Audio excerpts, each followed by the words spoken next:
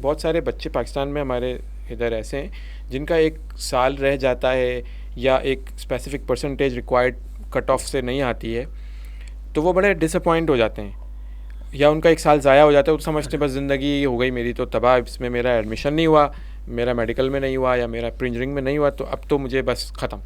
उसको full stop नज़र आता है, एक विजन क्लियर नहीं होता उनका। तो आप उनको क्या बताएंगे कि ये मतलब उनके लिए बहुत लर्निंग है इसके अंदर, तो आप आपके कॉन्टेक्ट से, आपके एक्सपीरियंस से उनके लिए क्या मैसेज देंगे, आप क्या आपकी लर्निंग शेयर करेंगे? अच्छा देखिए, इसके अंदर ना इट्स वेरी इंडिविजुअलिस्टिक, हर बच्चे पे एक फार्मूला अप्लाई नहीं हो सकता। यूनिक है सबका। हाँ, अगर कोई बिल्कुल ही अगर कोई ऐसा है कि जिसने मेडिसिन में एडमिशन लेना है, क्योंकि प्राइमरी यही होता है कि मेडिसिन में लेना है, इंजीनियरिंग में लेना है, जो नहीं हो पाता, बाकी सब में तो हो ही जाता है ना कहीं तो आपको बिजनेस में तो हो ही जाता है। हाँ, तो अब अगर उसका एडमिशन नहीं हुआ फॉर एग्जांपल, और उसकी परसेंटेज इतनी है कि वो समझता है कि मैं अगली दफ़ा टेस्ट ख़राब हो गया तो, या परसेंटेज ख़राब हो गई है, टेस्ट ठीक हो गया है, कि मैं अगली दफ़ा मेकअप करके वहाँ तक पहुँच सकता हूँ, तो उसको तो ट्राई करना चाहिए। लेकिन अगर रियलिस्टिकली सोचने पे उसको लगता है कि यार ये बहुत ही दूर हूँ मैं, सेल्फ अवेयरनेस बड़ी ज़रूरी है कि मैं, मेरी अपनी कैपेसिटी क्या है, मैं कर सकता हूँ कि मैं नहीं कर सकता। तो अगर उसको लगता है कि मैं बहुत ही दूर हूँ, तो फिर मूव ऑन करना चाहिए। मतलब आप उसको लेके, अभी 2-3 दिन पहले किसी बच्ची ने मुझे कहा, जी मेरे सर पे तो जुनून सवार था एडमिशन लेने का। भाई तुम्हारे सर पे जुनून क्यों सवार था? ज़िंदगी में और बहुत कुछ है करने को। सही बात है। आप जहाँ भी जो भी कर रहे हैं वो सबसे अच्छा करने की कोशिश करें। आप इंग्लिश के टीचर होंगे तो भी आप बहुत अच्छा प्रॉस्पर कर जाएंगे अगर आप सबसे अच्छे इंग्लिश के टीचर हैं। आप कुछ भी कर रहे होंगे जो आप बहुत अच्छे अंदाज से कर रहे होंगे, जहाँ पे एक्सेलेंस नज़र आ रही होगी, तो लोग आपके पीछे आएंगे खुद ही। सो ये बात है। सो कभी भी ये नहीं सोचना चाहिए कि ये नहीं हुआ तो अब रास्ता बंद है।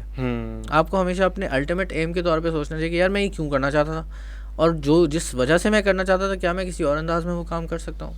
फाइन, चीज़ें ठीक हो जाएंगी। प्लस ये कि ये जो पीरियड है ना एक फेलियर का, ये 3 महीनों पे मुहित है, 4 महीनों पे मुहित है, इसका मेकअप के लिए आपको साल चाहिए हार्डली, ठीक है।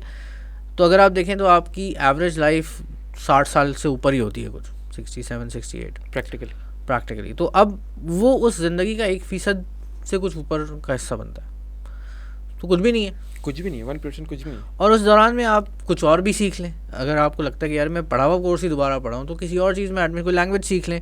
अच्छा, लैंग्वेज में ज़रूरी नहीं है कि वो आपको ये फ़ायदा दे कि यार ठीक है मैं इसको कहीं प्रैक्टिकली इस्तेमाल कर पाऊँगा। ऑल्दो ऐसी स्टोरीज़ भी हैं। मैं अभी अपने एक टीचर के पास था, बात थोड़ी उधर चली जाएगी, लेकिन मैं आपको मुख्तसर बता देता हूँ। उन्होंने बड़े मज़े की बात उन्होंने कहा कि उनकी जानने वाली खातून थी, वो चाइनीज़ ऐसे ही सीख रही थी तफरी में। अच्छा। तो किसी कंपनी में ऐड आया, उनको किसी चाइनीज़ बोलने वाले की ज़रूरत थी, उन्होंने जाके टेस्ट दिया, उनका एडमिशन हो गया, वो पूरा उस कंपनी का चाइनीज़ का बिजनेस देख रही है। अमेजिंग। तो ऐसे भी होता है। सो आप बात ये है कि अपने रास्ते ओपन रखने चाहिए, अपना दिमाग खुला रखना चाहिए और अपॉर्चुनिटीज़ को टैप करते रहना चाहिए।